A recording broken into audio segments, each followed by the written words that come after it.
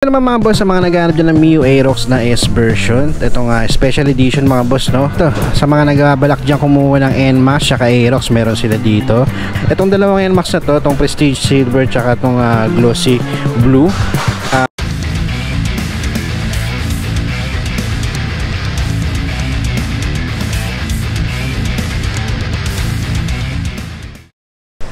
What's up mga boss?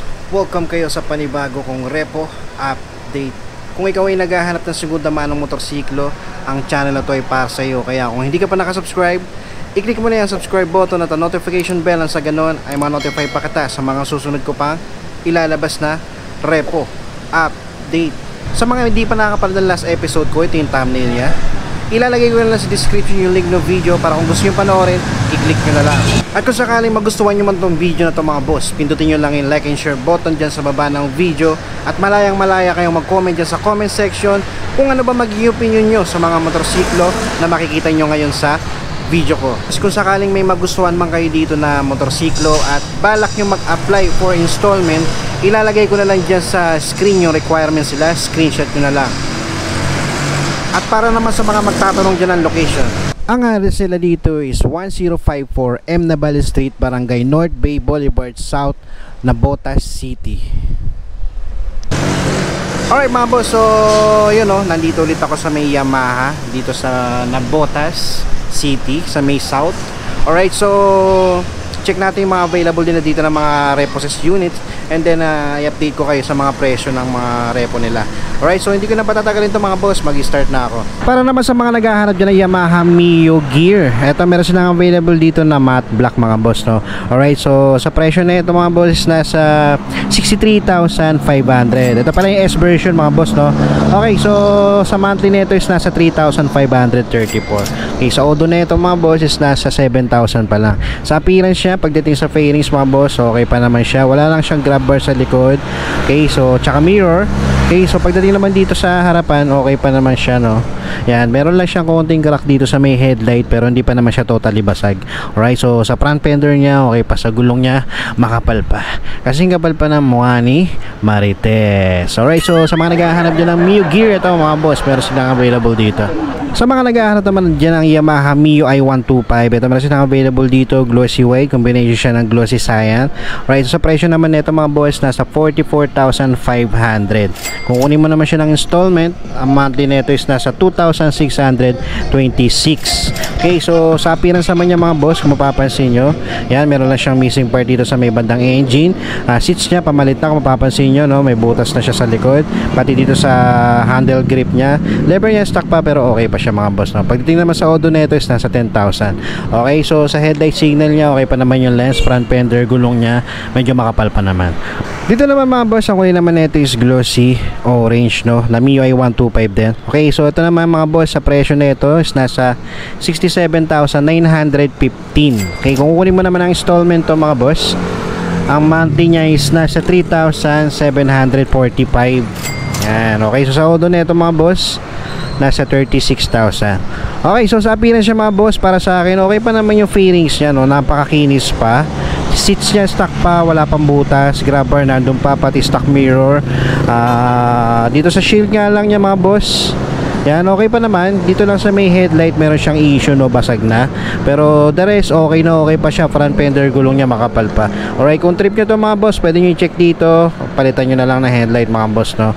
Mio i125 ulit na glossy white tsaka glossy cyan mga boss. Ito naman sa presyo nito is nasa 64,460. Kung kukunin mo siya ng installment is nasa 3,437 siya for 36 months. Alright, so sa Odo nito mga boss, nasa 11,000. Pwede pa mga boss, medyo mababa pa yan, no?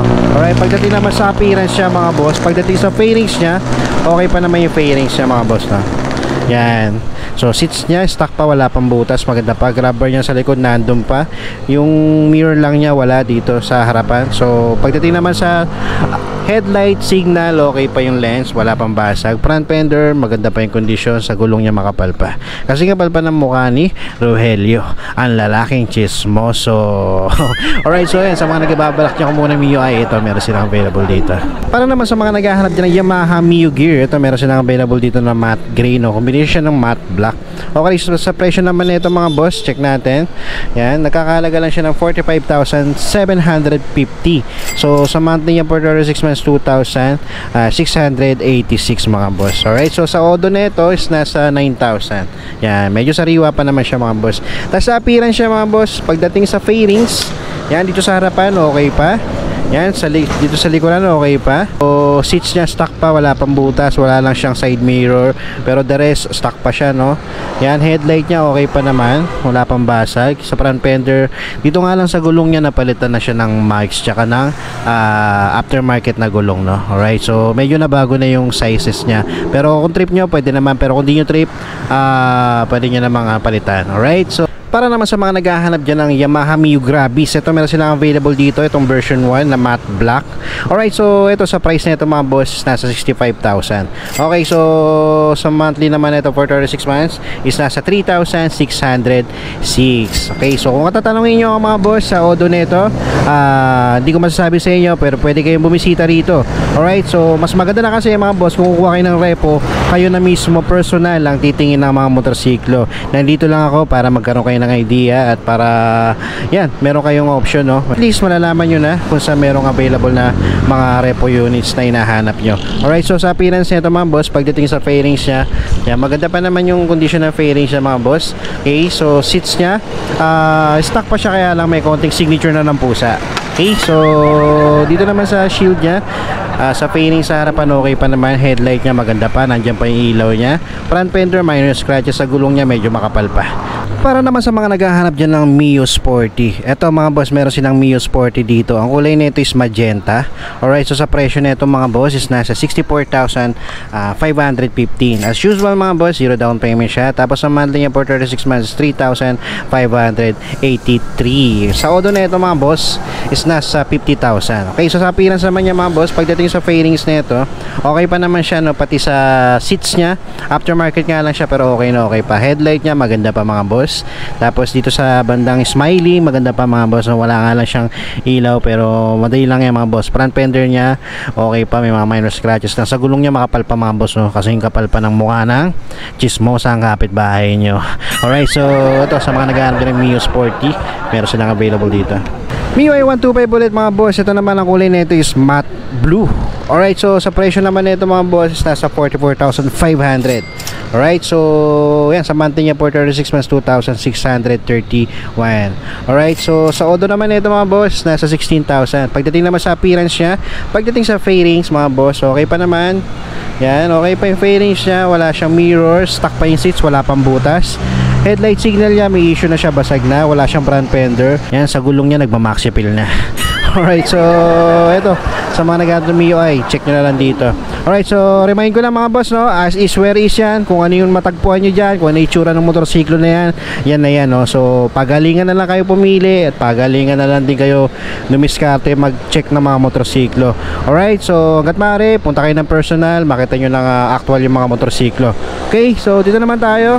Para naman sa mga naghahanap dyan ng Yamaha Mio Sporty, ito may nakita ako dito, cyan yung kulay niya. Ito yung isa sa paborito kong kulay ng motorsiklo, no, cyan. Alright, so ito mga boss, sa presyo na ito, yan, nagkakahalaga siya ng 64,515. So sa monthly nito for 36 months 3,583. Pagdating naman sa Odo na ito mga boss, nasa 11,000. Pwede pa mga boss, hindi pa siya ganun kataas, nasa 11,000 pa lang siya. Tapos sa grab bar niya mga boss, missing na. Pero the rest okay pa naman, yun lang talaga yung nawawala rito. Stock pa yung seats niya. Fairings niya, goods na goods pa. Yan, konting linis lang, headlight niya maganda pa. Alright, so pati dito sa may smiley niya, okay pa, nandiyan pa yung ilaw sa loob. Front fender niya, may mga scratches lang siya dito banda, pero okay pa naman siya. Tapos sa gulong niya, makapal pa. Yan, oh, kasing kapal pa ng mukha ni Marites. Alright, so ito, sa mga naghahanap ng motorsiklo, check nyo na lang dito mga boss. Para naman sa mga naghahanap dyan ng pang negosyo, pang tricycle, ito, pwede nyo lagyan ng sidecar, YTX, yan, Yamaha YTX. Meron silang available dito mga boss. So check natin yung presyo na ito. Ito nagkakahalaga na lang siya ng 53,810 mga boss. Alright, so kung kunin mo naman siya ng installment, ang monthly niya is nasa 3,071. So sa Odo na ito mga boss, nasa 5,000 pa lang. Tapos sa appearance siya mga boss, all stock pa siya, kung mapapansin nyo. Yan, no? Wala pang nadadagdag, wala pang nababawas. Nandito pa lahat, pati yung mirror niya, no? Headlight signal niya, maganda pa yung condition nito. Sa front fender, sa gulong niya makapal pa sa harap. Okay, dito sa likod, yan, okay pa naman. So, yan, sa mga naghahanap dyan ng YTX, eto, meron silang available dito mga boss. Dito naman mga boss, sa mga naghahanap dyan ng Mio Aerox na S version, itong special edition mga boss, no? Right? So, ang kulay niya is combination siya ng matte silver saka matte, para siyang dark green. Okay, so sa presyo nito mga boss, yan, sa presyo niya isa sa 101,375. Kung kukunin mo siya ng installment, meron nga lang siya down payment of 5,069. Okay, so sa monthly niya for 6 months is 5,102. Sa order niya mga boss, yun, sabi ko sa inyo, check nyo na lang dito mga boss, no? Hindi ko may papakita sa inyo. Alright, so pagdating naman sa appearance na ito mga boss, okay pa naman siya. Pagdating sa fairing, seats niya stock pa, wala pang butas, maganda pa yung condition mga boss. Pagdating dito sa harapan, yan, sa ilaw niya, maganda pa yung lens niya, no? Wala pang basag. Tapos sa front fender, okay pa. Sa gulong niya mga boss, makapal pa, kasing kapal pa na mukha ng chismosang kapitbahay nyo. Alright, so ito, sa mga babalak dyan na kumuha ng reposes na Mio Aerox, meron silang available dito mga boss.